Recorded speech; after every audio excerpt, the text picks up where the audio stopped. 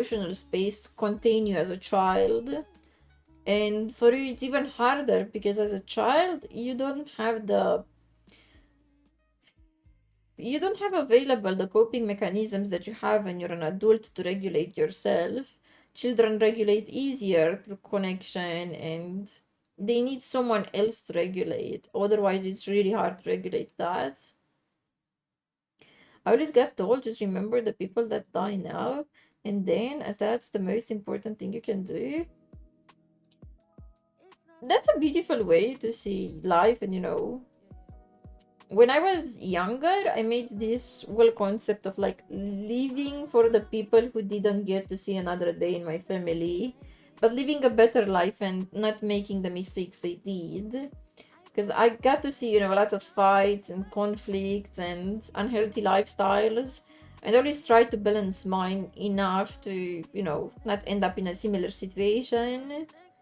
When you take life for granted and you think, oh, it could never happen to me. But they're not that special. It could happen to anyone, any day. So that's why life is always a precious gift that is temporary. But it has to always be appreciated, no matter if you're having a bad day. Maybe some people wish they would have your problems. I hope it doesn't sound invalidating. Everyone has problems. But, for some others, problems stop once they just go out there. This part of life goes on.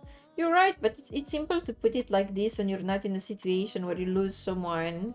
Like, circumstances matter a lot, because when you're a child and you lose a parent, it's harder than, I don't know, hybrids, grandpa who died of a fulfilling life at, I don't know, 80, 90 years old, and you're also an adult. It's easier to cope with the concept of death and accept.